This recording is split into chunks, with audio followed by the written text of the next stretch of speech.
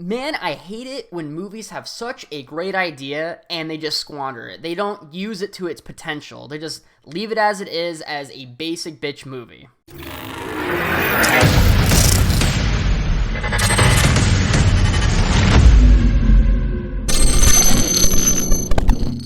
Zach is back with a Netflix original review, and today we're talking about Project Power. Before I get into my review, I'm going to go over the overview on Wikipedia because it's absolutely wrong. It says, a former soldier teams up with a cop to find the source behind a dangerous pill that provides temporary superpowers.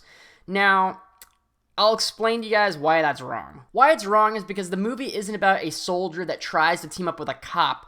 That part, that whole teaming up part that they just kind of announced in that overview, happens at like the last 10 minutes of the movie. So they're really not teamed up at all in this movie. Secondly, the soldier, which is played by Jamie Foxx, I'm just going to go ahead and talk about Jamie Foxx real quick.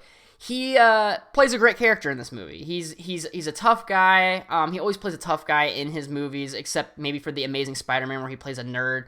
But other than that, he is always charismatic. I like his attitude whenever he plays a character. It was great. It's just like he normally does.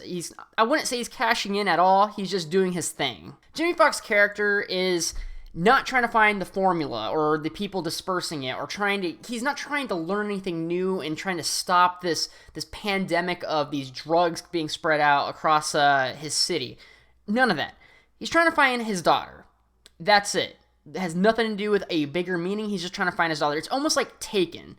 So his storyline is basically Taken. He has the skills and the ability to get back his daughter from a shadowy organization. That's the gist of his character in his story. Now, the only difference between him and then maybe Taken is maybe the fact that there's superpowers involved in the movie. That's a big one. And then he's also he's less tactical than the character from Taken. He's more of just like a brutal, like, you better tell me what you know, or I'm gonna fucking shoot your kneecaps off type of guy. So he goes about things a little bit differently, I guess you'd say.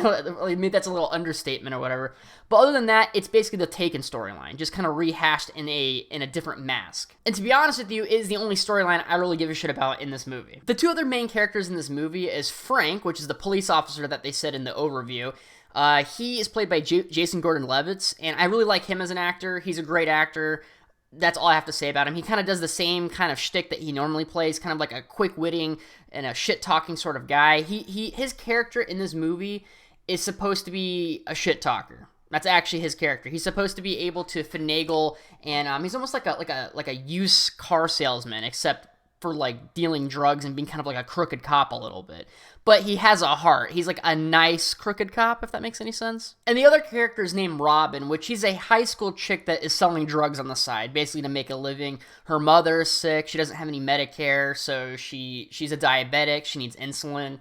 She's going to go ahead and sell drugs to get money for her mother, and she ends up getting caught in the mix with the whole superpower pill distribution. So she's selling these pills. They're worth like $500 a pop. She gets a percentage of it, or actually I think she gets all the money. Yeah, it's all the money. I remember that now.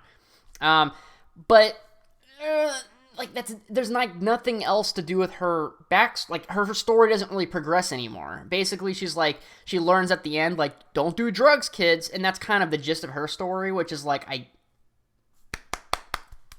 great, don't do drugs. I mean, I don't know. There's nothing else other than that. I mean, there's kind of like an inspiring story with her where she's supposed to, like, her superpower in her life, not actually like actual magic-y superpowers, but her main ability in real life that will get her through life is that she's really good at rapping, as like a career path or whatever. So they kind of try to do this metaphor in the movie where it's like, okay, don't do drugs, so, great for the little kiddies if they're ever watching this movie, but it's too gory for them, so it's kind of strange that they're even putting that in there. And then, the other message is, hey, whatever you're good at in life, put your time and effort into that, and then really press on for your dreams, which is like a very basic, go for your dreams type of movie, or message. So it's kind of like, I don't know, it didn't really land, and everything there was like really basic written. It's just like, it was supposed to be like a metaphor for powers, and like her power is that she's able to rap, and if you have that power, then you kind of focus on that. It was just, I don't know, it was just kind of weird, and they never really went deeper into her story. It was kind of like she was the drug dealer that kind of drags Jamie Foxx's character around, and that's about it. And Joseph Gordon-Levitt, he doesn't even need to be in this movie. I'm not even joking. He has no relevance in this. I have no clue what his purpose is in this movie. I couldn't tell you. He kind of, when I said he was a crooked cop before, it's because he would use these little magic-y pills that give you a superpower whenever he would do these big drug busts and stuff like that. Drug busts or any situation where he has to be out in a shootout or something like that. He'll take a pill, and you're not supposed to do that if you're a cop. You're not supposed to be doing these magic pill drugs. But it's like, I don't know, that's the only thing that has to do with this movie. And basically, he's the one that is trying to find out where these drugs are coming from. But that is the peak of his storyline, is that I don't like drugs in my city. Let me go ahead and just go against all these superpowered freaks to stop drugs in my city. It's like really stupid. His character doesn't need to be in this movie at all. Like, if he was just taken out, 80% of the movie is Jamie Foxx's character trying to find trying to find his daughter, and then he uses that girl that finds the drugs for him because she deals with the drug dealers, so it's kind of like there's the dynamic between those two, the girl and Jamie Foxx's character, and then after that there's really no reason for Joseph Gordon-Levitt to even be in this movie. He's really not supposed to be in this movie. That's all I have to say about it. Yeah, so the pills don't really make any sense to me, at least how they're used in this movie. They try to explain how they're made, where it's almost like taking DNA from other animals, and then it like gives you the powers of a certain animal depending. It just doesn't. First thing, it doesn't make any sense. The pills. Now I understand that this is kind of like a sci-fi action movie, sort of. So you let it slide. You don't try to be too realistic, too skeptical over superpowers. Just kind of let that shit ride. Completely fine. I'm okay with that. But I just don't understand the motive of the bad guys in this movie.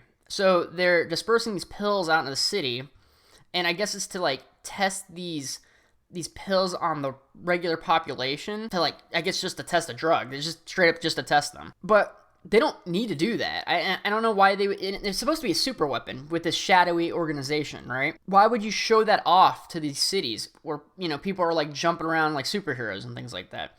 It doesn't make any sense. Their motivation doesn't make any sense, and the only thing that their motivation is basically like, we're trying to make a movie, and that's what the narrative needs us to do, is to basically have superheroes jumping around in the middle of the city.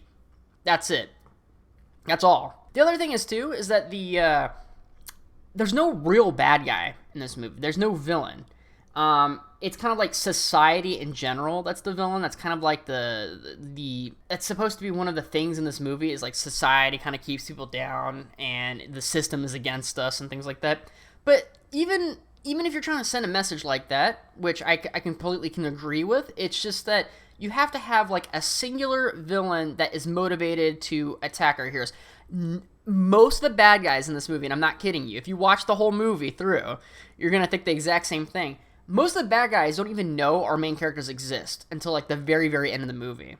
It seriously, they have no clue until the main characters show up to certain situations. The bad guys don't even know they exist.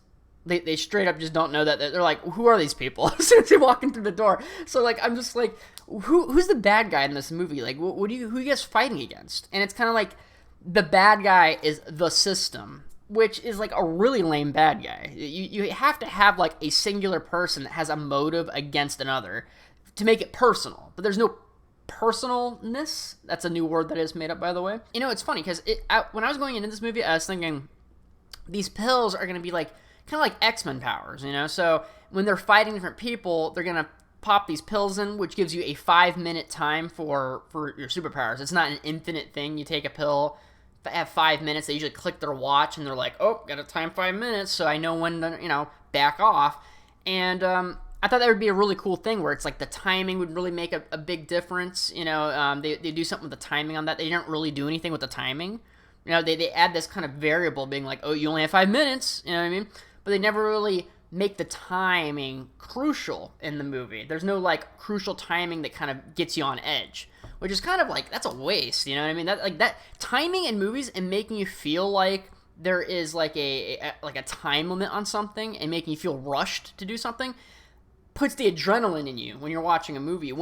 So what happens in the movie, if someone takes a pill, they're waiting 5 minutes, they click the button, right? And as they're running and they're doing whatever the superpower thing that they're doing, they just get another pill when the 5 minutes is up, and they just shove another one in their mouth.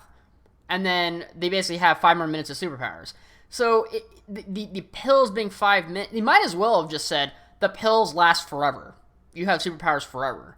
Because the movie, at least for the movie's sake, they don't use that 5 minute sort of thing as like a crutch in the movie at any point. It's just like, oh, the guy it's 5 minutes, okay, I got another pill.